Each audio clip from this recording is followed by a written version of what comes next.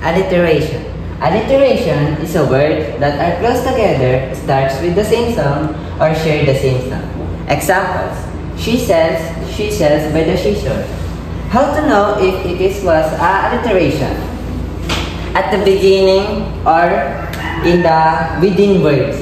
As you can see, there's a repetition of S in the sentence. They share the same sound and they're all close together. Alliteration is based on the sound and not on the spelling. Alliteration is based on sounds of words. Alliteration is based on sounds of words, not on spelling. And remember that alliteration is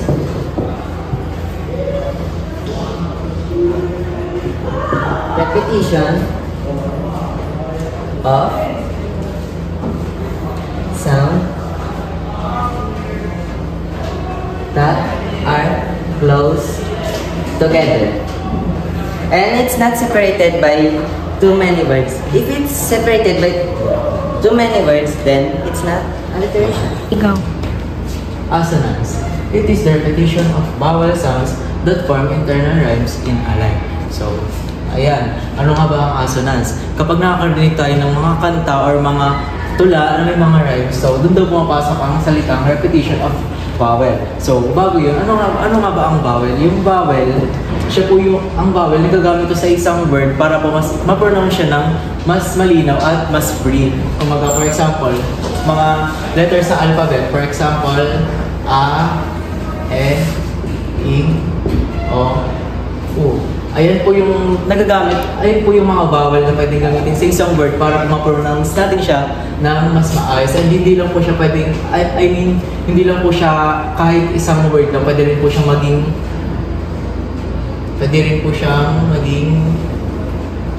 ganyan. So, pwede po yung maging vowel sa isang word para po ma-pronounce natin siya ng maayos. So, ayun po yung vowel na sinasabi. So, sabi po dito, repetition of vowel sounds that form internal rhymes in a line. So, sinasabi po doon, yung repetition daw ng vowel na yun, ang nag-create ng rhyme sa isang line or sa isang sentence na sasabihin po natin. For example, the rain in Spain stays mainly in the pain. So, ano nga po ba ang vowel dito? Ang vowel dito is, sabi dito, the rain. Kumaka-eto, A-I, the rain. Ito po yung vowel yan. The rain in Spain stays mainly in the pain. So, kung mapapansin po natin dito sa sentence na to or sa salita na to, magkaka-rhyme po yung mga word na ginamit yan dahil po sa repetition of vowel na yun. And yung repetition of vowel na yun is eto. Kaya po naging magkakatunog yung mga ginamit po natin na word po sa sentence na to. So, another example, the bee says the sea. So, ang ginamit po na vowel dito sa sentence na to is E. Ayan.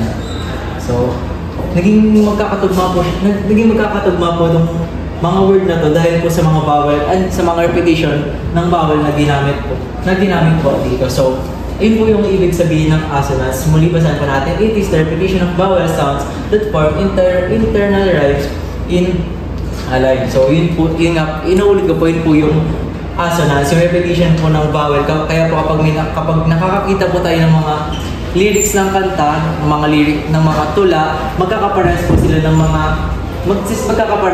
mga word na ginagamit. Our topic for today is consonants. What is consonance? Consonance is the repetition of consonant sounds or letters in closely connected words. The purpose is to add musicality to the literary piece. Ang consonants po ay madalas nating nakikita sa bawat dulo ng mga words. Example po, Mike likes his new bike. Ang consonants po natin dito is yung E po sa dulo ng Mike at saka yung sa dulo po ng bike na letter E. Next naman po is the cat sat on the mat. Ang consonant letter po natin dito is letter T. Sa dulo po ng cat, sat, at mat. Next naman po is he stood on the road and cried. Ang consonant letter po natin is letter D, sa stood, rode, and cried. And lastly naman po, the lint was sent with the tent. Ang consonant letter po natin is letter T, sa lint, sent, at saka tent. Ang consonants po ay madalas rin po natin makikita sa mga tula. So today, I'm going to discuss the topic about kakoponi. Let's start first with the word kakoponi. The kako has a meaning and it means bad, while the pony means sound. So when it is combined, the meaning of kakoponi is bad sounds. So let's read this. Unpleasant sounds usually harsh because the sounds do not go together. Would sometimes hard to pronounce. So sinasabi daw po na yung kakoponi, unpleasant sounds po siya, or sa Tagalog po is hindi po magandang pakinggan or kaayaan ng pakinggan. And the sounds daw po do not go together. Sinasabi po dito na yung words daw po is it is not a smoothly blend, kaya po hindi po siya maganda pakinggan. And hard to pronounce, and sometimes yung mga words po na nababasa natin sa kakoponi is mahirap pong i-pronounce. I have here 2 examples. Let's start with the first example. "'Twas brilliant, and the sliding tubes did jar and gimble in the wave. All mincy were the borbos, all the mome rats outgrabe." So, dito po parang ang complicated niya po kasi parang may mga word po na mahirap i-pronounce, kaya po siya naging examples ng kakoponi. Kagaya po ng sliding, ng jar, and gimble po. Yung mga yan po, parang siya po yung nagpagulo or messy sa mismong sounds. And next naman po sa pangalawang example, "Sizzling, popping, crackling, fill the noisy kitchen." Dito po, yung sizzling, yung popping, and crackling po, ito po yung noisy sounds mismo kung saan yung sa kitchen po, yung nagagalap sa kitchen. Tapos, ang purpose po ng kakoponi na ito, parang niride po talaga siya ng writer on purpose para po malagyan ng, para ma-evoke po yung emotion nating mga readers. For example po, kapag may nababasa po tayo hindi natin maintindihan, syempre po, na-stress po tayo kasi parang hindi po natin alam kung ano bang meaning niya. Tapos rin po, para po makapag-add po siya ng disorder and chaos po. Yun lang po. Go! My topic is euphony. Euphony is use of words and sounds that are pleasant, smooth, and harmonious to the ear. Ito po yung mga salita na magaganda pong pakinggan. Na mayroon po 3 pwedeng pagbasihan ang euphony. Alliteration.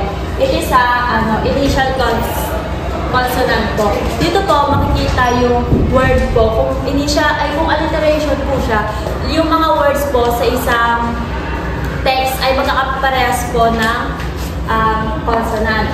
Assonants, same vowels. Ito naman po yung makikita po natin sa isang text po or sa isang words po ay magkakaparehas po sila ng vowels. Tapos po, yung sa rhyme po, same ending sounds.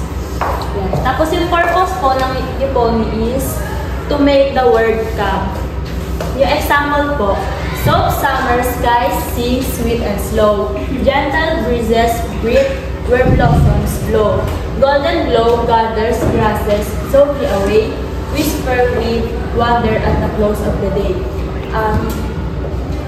Yung alliteration po dito is yung S po ng soap, summer, sky, sing, sweet, and slow. Tapos po, yung B po ng breezes, breathe, blossoms, blow. Yun po yung alliteration. Yung assonance po, yung O ng glow, blow and slow, yun po. Tapos ang rhyme po nito ay yung slow, blow away day. Onomatopoeia. It is a figure of speech where the word imitates the natural sounds it represents. Sa Tagalog po, ito daw po yung mga salitang tunog na ginagaya o inuulit mula po sa tunog ng mga hayop, tao, or kalikasan. For example po, the word bass sounds like the noise of bee, like yung ganun po. And next po, nature sounds. Yung splash po, ginagamit po siya sa tubig. kapag po sa mga comics ganun, Bang, Russell, Crockett. Mostly po, ginagamit po siya sa comics tulad po ng mga ganito pong word. Ginagamit po to para po maging mas creative po yung comics nila and mas ma-persuade po nila yung reader na magbasa po ng comics. Advertisements naman po, ginagamit po nila yung word na ding-dong para po sa mga bells and mas maging creative po yung music po, yung background music po nila. My topic is repetition. Repetition is a literary device where words, phrases, or ideas are deliberately repeated to create emphasis, rhythm, or clarity. Ibig sabihin po nito, ang repetition daw po ay pag-uulit ng mga salita, parirala, o ideya upang mas mabigyang diin o mas bigyan ng mas malinaw na paliwanag ang iyong binabasa. Examples: study, study, study until you succeed. The word study are being repeated to emphasize the importance of hard work. We will not give up, we will not lose hope, we will not stop fighting. The word we will not are being repeated to inspire determination.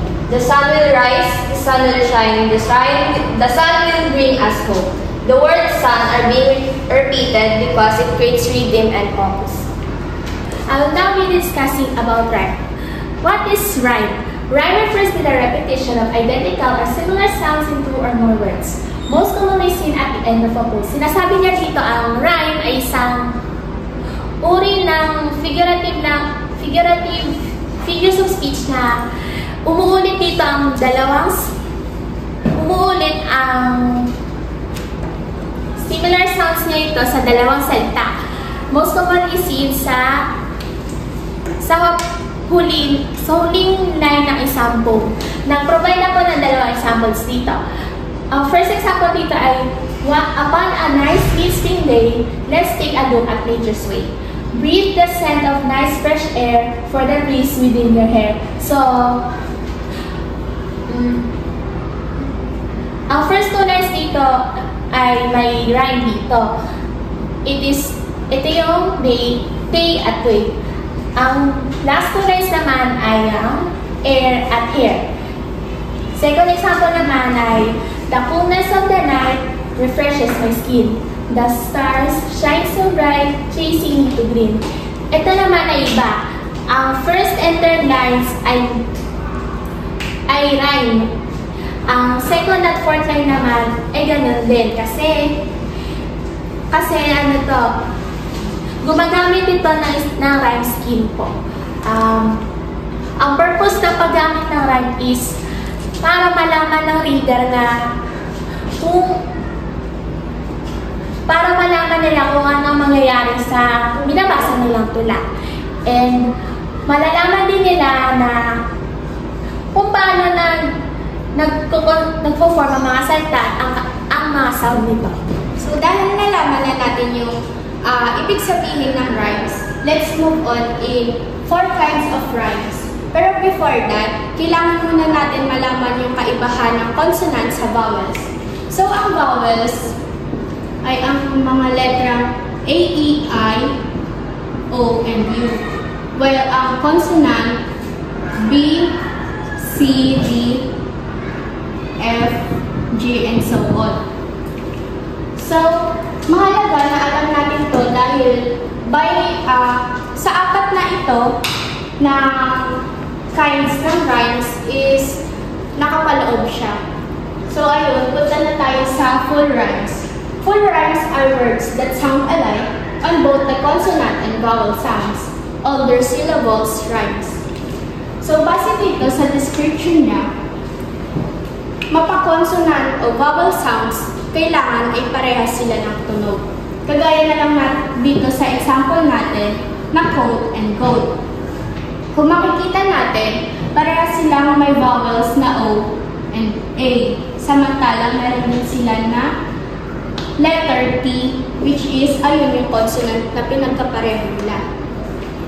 So, ang pangalawa naman natin is slant or half rhymes.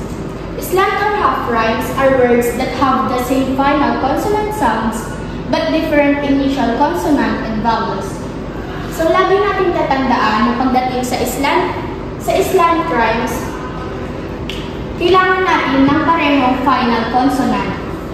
Pero, kailangan din natin ng magkaibang initial consonant vowels. So, tingnan natin dito sa example niya, which is call and bowl. Kung makikita natin, gaya nga ng sabi dito, parehas dapat silang mayroong final consonant, which is ayun yung L. And kailangan naman nila ng magkaibang initial na consonant and vowels, which is ayun yung vowel na A, and kaibahan niya naman dito is yung O.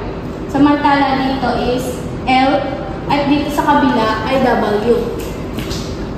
So, ang pangatlo natin is near rhymes. Near rhymes are words with the final vowel sounds but different final consonant. Ang sabi dito is, kailangan natin ng final vowel sounds at magkaibang final consonant. So, bali dito sa near rhymes, kailangan lang nila ng magkabaligtad. Ayun lang yung kailangan natin natandaan. So, yeah. Tignan natin dito sa example. Ang example natin is fake and save. Kung makikita natin, meron silang magkaparehong final vowels. Tapos, kailangan din dapat niya ng magkaibang final consonant, which is T at V. So, ang last naman natin is yung sight rhymes. Sight rhymes are when words or the end of words are usually spelled the same but are pronounced differently. Ang example naman natin dito is yung alone and God. Kung makikita natin sa dulong mga letra niya, meron siyang parehas na letra na O, N, at E. Pero, gaya nga ng sabi dito sa description niya, same spelling pero magkaiba sila ng kung paano siya babasahin. So, based nga dito, pag binabasa natin yung alone at God, pag dito sa alone, parang ginagamit natin na O. Samantala dito sa God is ginagamit natin siya or napopronounce natin siya gamit yung letter A. So, ayun, dapat lang po natin natandaan na sa full rhymes, all their syllables rhymes, sa slant or half rhymes, same final consonant but different initial consonant and vowels. Sa near rhymes, same final vowels but different final consonant. At sa last natin na sight rhymes, pareho sila ng spelling pero magkaiba sila kung paano i-pronounce.